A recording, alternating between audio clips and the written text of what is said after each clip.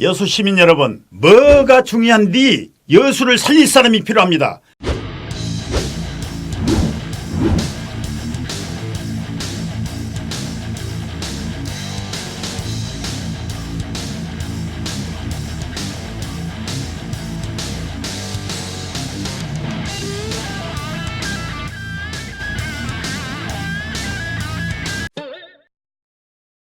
육군 병장 만기제 됐습니다. 뭐 어떤 분들은 이제 밝아서 20채도 사고 뭐 해서 공무원으로 월급 받아서 간신히 집 한 채 샀습니다. 저 같은 사람만 산다면 검찰이고 판사고 더 이상 필요 없을 거예요.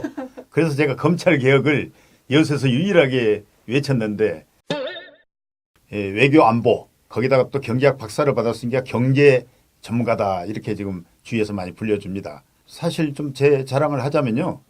이번에 문재인 정부 출범할 때 장미 대선이 돼가지고 대외 정책이나 이런 걸 제대로 준비할 시간적 여유가 없었어요. 그런데 마침 제가 책을 한 권 썼는데 그게 바로 이제 문재인 정부의 신북방 정책의 텍스트가 된 거예요. 문재인 정부의 대외 정책에 기여를 했다고 자부합니다. 북방 정책이 후보님의 기인에서 그렇게 나오거든요. 뭐 헌장간에 우리가 8명이 7명이 이제 공개를 했거든요. 근데 사실 제가 책임 집필을 했었습니다. 여수의 르네상스 시대를 제가 펼치겠다. 고흥과 연도 연교가 개통이 됩니다. 고흥의 가장 중요한 포스트가 나라호 기지예요. 우주 산업을 우리가 발전시킬 수 있는 결정적인 계기가 됩니다. 나라호 우주 기지에서 1년에 한 발만 쏴도 그 부가가치가 얼마인지 아마 모르실 거예요. 한 번 쏘는데 한 200억이 떨어져요. 그리고 거기에 따르는 여러 가지 그 관광 상품이나 이런 게 같이 곁들여지는 거죠. 그래서 여수의 우주 산업, 소위 말하는 요즘 4차 산업을 조성할 수 있는 아주 좋은 입지 조건이 됐다는 거죠. 또 하나가 제가 외교관 출신 아니에요. 여수가 원래 이 개항 1번지에 대한민국에 우리 아나운서님 그 파마 맨 처음 시작된 데가 어딘지 아세요? 아니요. 바로 그때부터 시작돼요. 영국 여성들의 그 파마 기술이 그대로 우리한테 전수된 거죠. 이런 그 파마의 메카, 심지어는 뭐 당구의 메카, 그런 그 브랜드를 가지고 있는 게 여수예요. 그거를 잘 살리면 여수는 하나만 잘해도 먹고 살아요. 저는 그걸 다 하려고 그래요. 다 하려면 앞으로 국회의원 돼서도 뭐 10년, 20년을 해야 될지도 모를 거예요. 국회에 들어가면 해야 될 게 바로 국회를 개혁하겠다는 겁니다.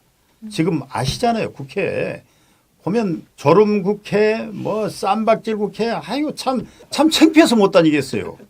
이래가지고 금배지 단들 무슨 의미가 있어요. 그래서 저는 가자마자 국회의원 3선 제한법.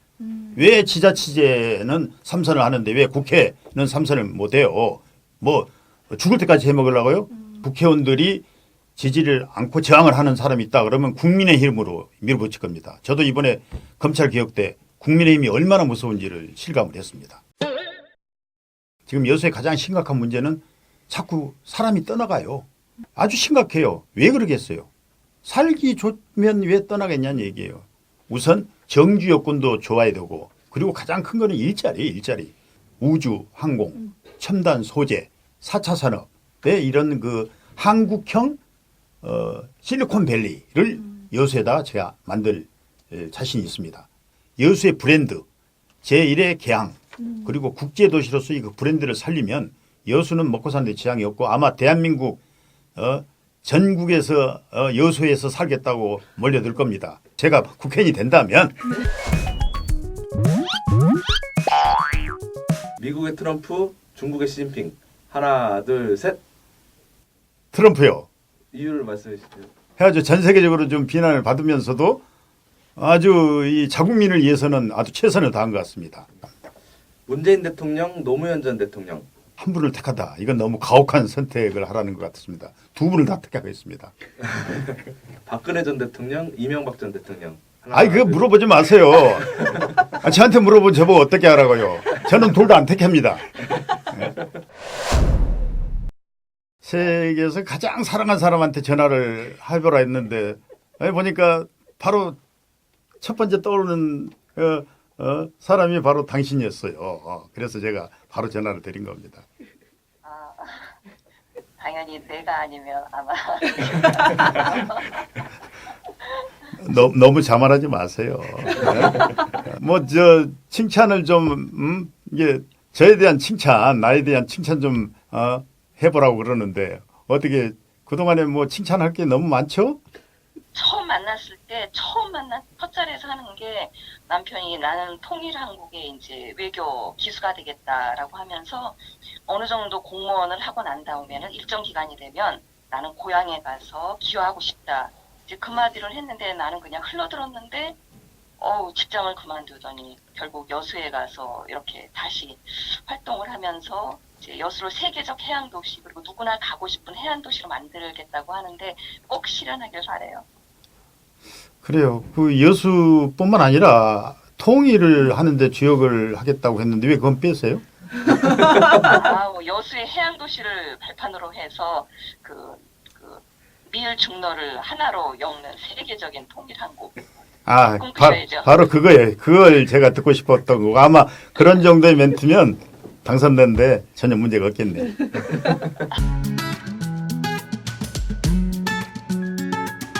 그 상황에 맞는 내용을 잘 들으시고 답변을 해주시면 되는 겁니다.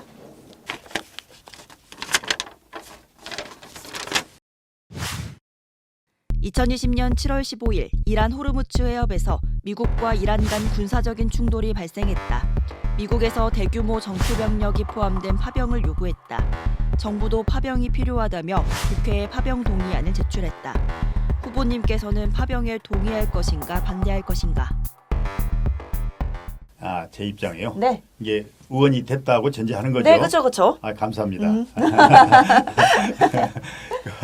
저는 철저하게 국익의 입장에서 검토를 해야 된다고 봅니다. 이제까지 미국이 무조건 파병해달라고 하는데 거기 맹목적으로 미국의 요청에 응해서는 안 된다고 봐요. 이란과 미국 간의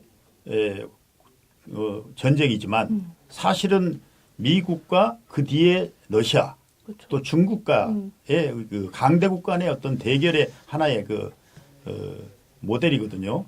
파병을 한다면 신중하게 해야 된다. 그리고 중동 상황뿐만 아니라 국제 상황 전체를 보면서 결정을 해야 된다고 저는 봅니다. 뭐 동맹국이니까 무조건 파병한다. 이건 아니에요. 그 말도 안 되는 거죠. 그러면은 미국과의 관계가 나빠질 수 있잖아요. 무조건 미국의 비를 맞춘다. 이건 아니에요. 우리 주권 국가로서 미국에 요구할 건 요구하고 미국이 거기에 상응한 거를 주는 국가 간의 관계는 철저하게 국익의 바탕을 두거든요. 동맹? 영원한 동맹은 없습니다. 국제사회에서. 가장 약한 게 동맹 관계예요. 어떻게 생각하면. 저는 그래서 지금 그 보수 쪽의 그런 맹목적인 미국 추종 이거는 아니라고 봐요. 이건 아니에요.